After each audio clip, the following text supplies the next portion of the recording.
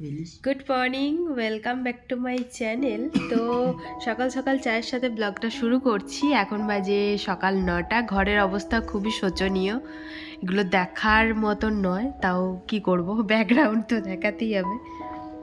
এখন সকাল সকাল বেডটিটা খেয়ে এখন লাগবো কাজে। শরীরের অবস্থা ভালো না, কালকে রাতে 2টো ওষুধ খেয়েছি, তারপর কমেছে, হয়তো কমছেই না।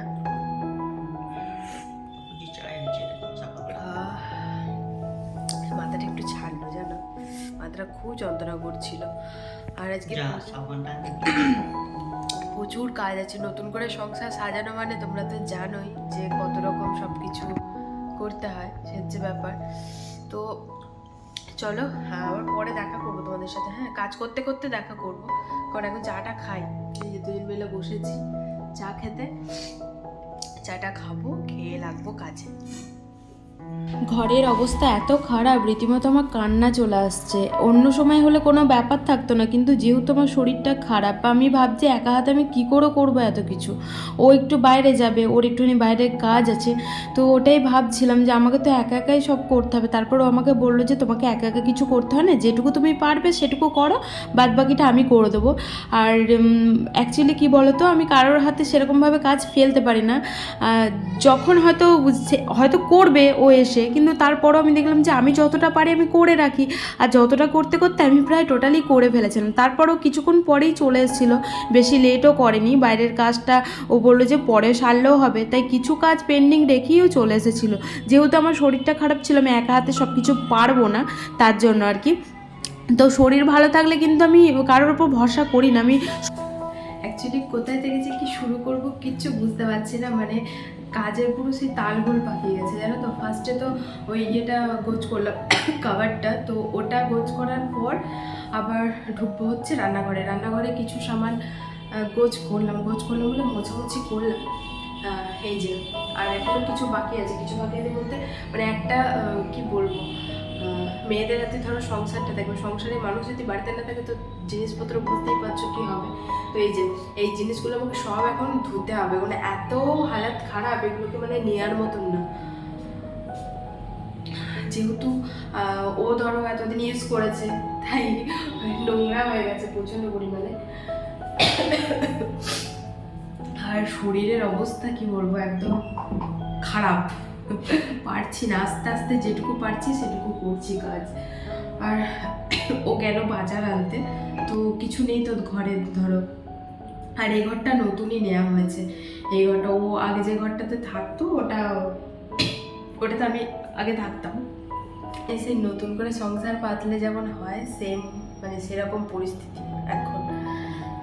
কি করব, সব আস্তে আস্তে গোছাচ্ছি, তোমাদেরকে টুকটুক করে দেখানোর চেষ্টা করছি তবে সব কিছু দেখানো এখন সম্ভব না। কি বলতো, ক্যামেরা অন করে কাজ করতে করতে না মানে অনেকটা দেরি হয়ে যায়, যার জন্য যেটুকু পারছি অফ ক্যামেরায় করার চেষ্টা করছি, বাদ বাকি টুকটাক তোমাদেরকে দেখানোর চেষ্টা করছি।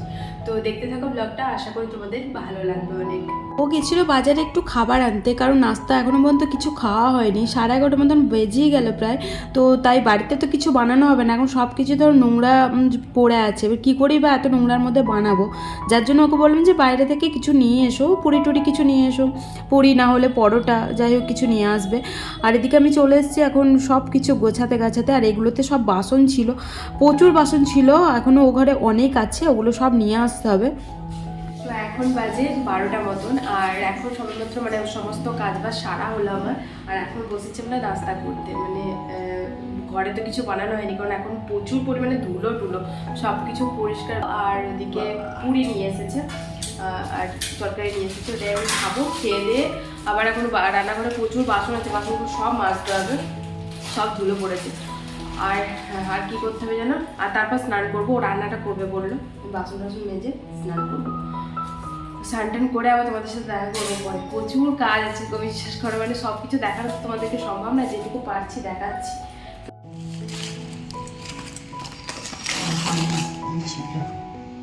আজকে সারাদিনটা এইভাবেই যাবে, কোথায় থেকে যে কি শুরু করব আর কোথায় গিয়ে শেষ করব কিছু বুঝতেই পারছি না।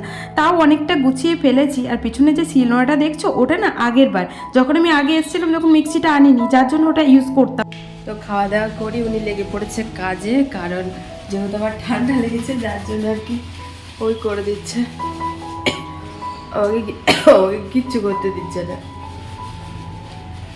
মশলা টাপাগুলোকে আগে সাফাই করছে, তারপরে বাসন, এই দেখো এত বাসন, ওগুলো সব মাজতে হবে।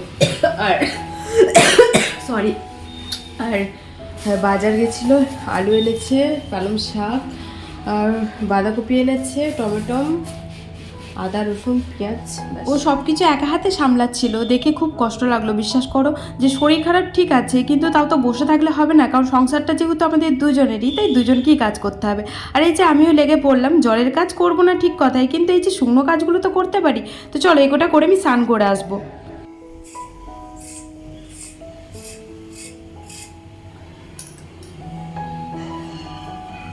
আলুটা কি যেন দেখাতে হবে। আলুই তো পাচ্ছি, হচ্ছে আমাদের খিচুড়ি।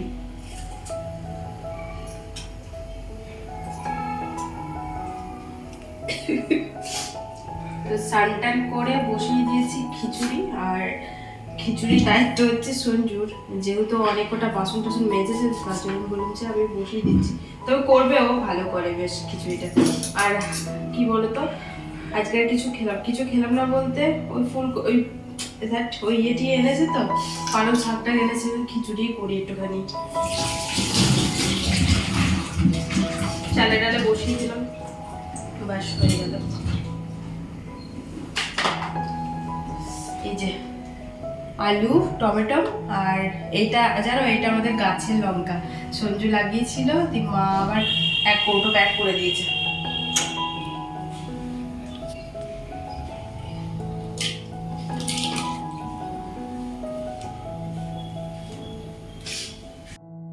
তো আমাদের এখন খিচুড়ি হচ্ছে, এই যে পালং শাক টাক দিয়ে একদম সেই হেলদি খিচুড়ি যাকে বলে, কোনো রকম মশলা ছাড়া। আর কিছুটা পরিমাণ গোছাতে পেরেছি। আজকে শনিবার,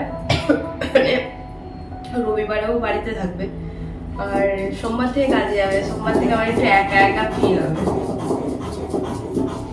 আজকে কোনো ব্যাপার না, কালকেও কোনো ব্যাপার না, ধরো কালকেও থাকবে বাড়িতে,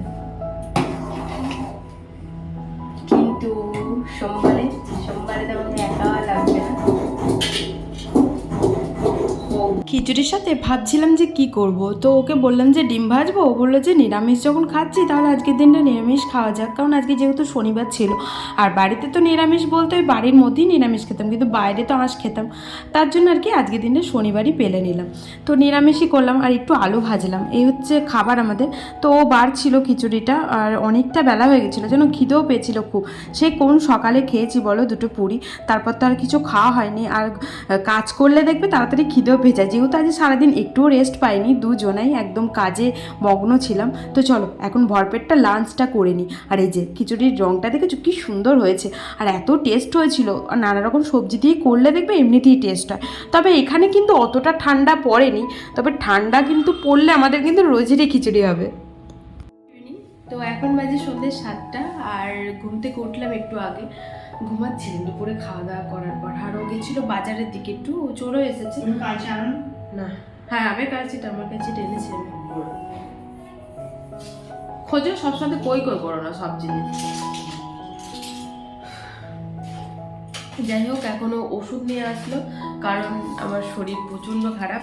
এই যে জ্বর ঠান্ডার ওষুধ, এখন ওষুধ খাবো। তো তার আগে একটুখানি চা খাবো, আর গুড় বাদাম খেতে ইচ্ছা করছিল আমার, যার জন্য গুড় বাদামও আনতে বলেছিলাম। এই যে প্রচণ্ড ভালো লাগে আমার এগুলো খেতে, বিশ্বাস করো প্রচণ্ড ভালো লাগে। আর টুকটাক এনেছে, সেগুলো তোমাদেরকে দেখালাম না, যেমন তেল এনেছে, তারপর অল আউট এনেছে, ধূপ এনেছে, আরও টুকটাক অনেক কিছু এনেছে। তো চলো চাটা খেয়ে আবার দেখা করছি তোমাদের সাথে। চাও সঞ্জুই বানাবে, আমি পারছি না বানাতে, কারণ ওর খিচুড়ির দায়িত্ব ছিল বানানোর, কিন্তু খিচুড়ি আমি বানিয়ে দিয়েছি, যার জন্য বলে যে চাটা তুমি বানাতে হবে।